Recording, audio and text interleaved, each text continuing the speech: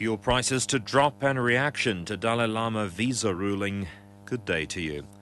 Motorists are set to get a reprieve, with petrol prices expected to drop by as much as 23 cents a litre next week. Econometrics says the diesel price is expected to come down by 17 cents a litre and paraffin by 14 cents a litre. Econometrics economist Laura Campbell says the decline in the fuel prices is not as much when compared to how it's increased during the year. We've seen Brent crude oil prices increasing recently, and this is on the back of supply concerns due to current political tensions in Egypt, as well as an expected increase in demand due to an improvement in Europe's economic outlook. However, the expected decline in the petrol price in December is expected to be around 23 cents per litre, which isn't as great as it was when oil prices were trading below the $110 per barrel mark. The Freedom Front Plus has welcomed the Supreme Court of Appeal ruling that the former Home Affairs Minister, Nkosazana Dlamini Zuma, acted unlawfully in delaying to process the visa application of the Dalai Lama. The exiled Tibetan spiritual leader couldn't attend the 80th birthday party of Archbishop Emeritus Desmond Tutu. FF Plus Chief Whip Corne Mulder.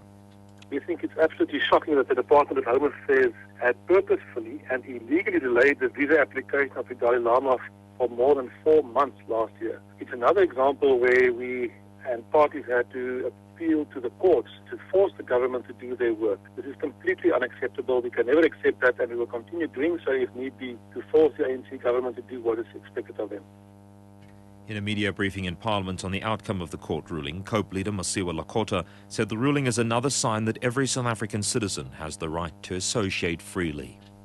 In welcoming the determination of the Supreme Court of Appeal, we would like to add that we are thrilled that once again the rule of law has been upheld. First of all, from the point of view of the Congress of the People, the matter proceeds from the rights of Archbishop Tutu or any other citizen who is granted in our Constitution freedom of association.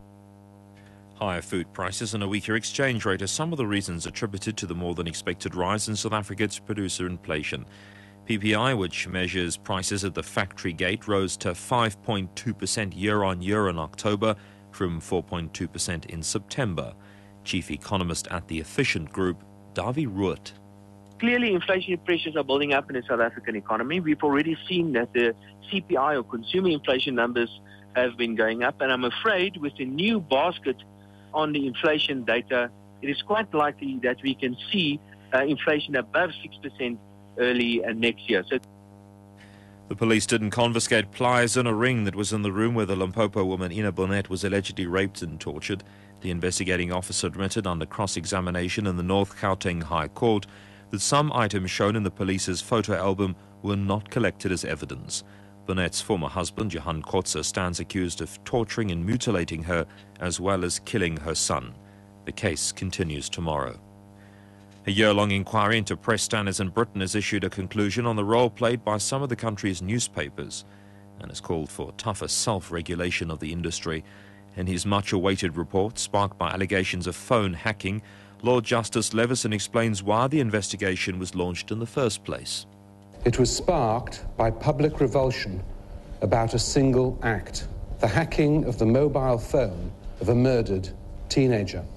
From that beginning, it has expanded to cover the culture, practices and ethics of the press and its conduct in relation to the public, the police and politicians. The top story: motorists are set to get a reprieve, with petrol prices expected to drop by as much as 23 cents a litre next week.